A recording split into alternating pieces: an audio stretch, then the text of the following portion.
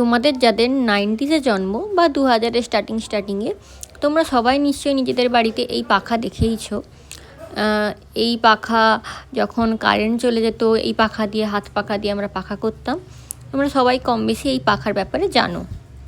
আর যারা দেখোনি তারা তো বাংলা সিনেমায় যেখানে রাজকীয় বাড়ি দেখানো হয়েছে সেখানে এই ধরনের পাখা নিশ্চয়ই একবার না একবার দেখেছো।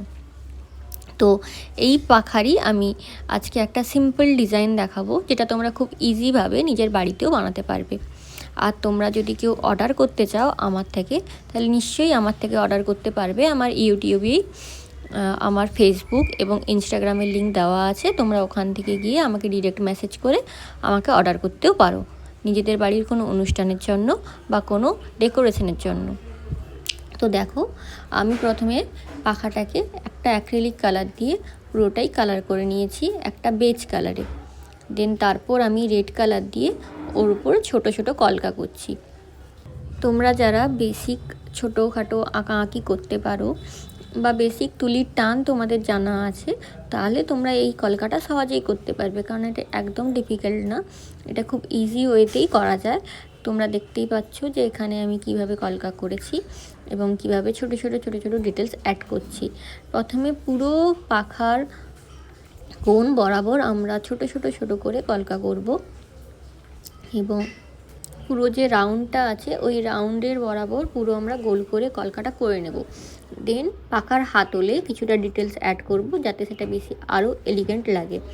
তো আমি দেখতেই পাচ্ছ যে কত সহজে একটা একদম সিম্পল টেকনিকে আমি এখানে একটা কলকা করেছি, যেটা একদমই ডিফিকাল্ট না, তোমরা খুব ইজি ওয়েতে এই কলকাটা করতে পারবে।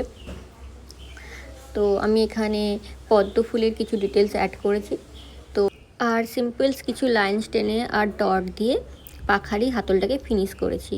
দেন পাখায় আমরা চারিদিকটাই করেছিলাম কিন্তু মিডিলে কিছু ছিল না, তো মিডিলে আমরা ছোট ছোট কিছু জিনিস অ্যাড করব। তো আমি এখানে কিছু ত্রিশূল এঁকেছি। তো তোমরা চাইলে নিজের মতো ফুল আঁকতে পারো, পাতা আঁকতে পারো, ওটা তোমাদের উপর, তোমরা যা খুশি তাই আঁকতে পারো।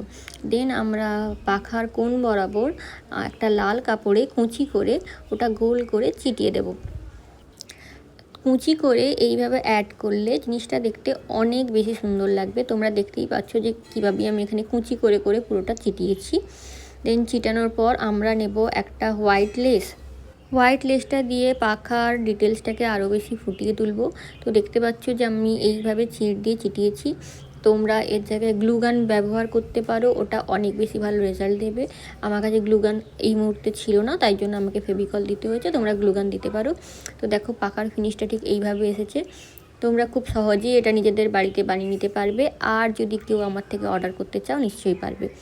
আমার ইউটিউব পেজেই আমার ফেসবুক এবং ইনস্টাগ্রামের লিঙ্ক দেওয়া আছে, তোমাদের পছন্দ হলে আমাকে নিশ্চয়ই সেখানে ডিএম করতে পারো নেওয়ার জন্য। এবং যদি এই পাখাটা পছন্দ হয়ে থাকে তাহলে লাইক, কমেন্ট অ্যান্ড সাবস্ক্রাইব। আর আমি চেষ্টা করব এরকমই কিছু ইজি টিউটোরিয়াল ভিডিও তোমাদের জন্য নিয়ে আসা, দেখার জন্য সাবস্ক্রাইব করে দিও।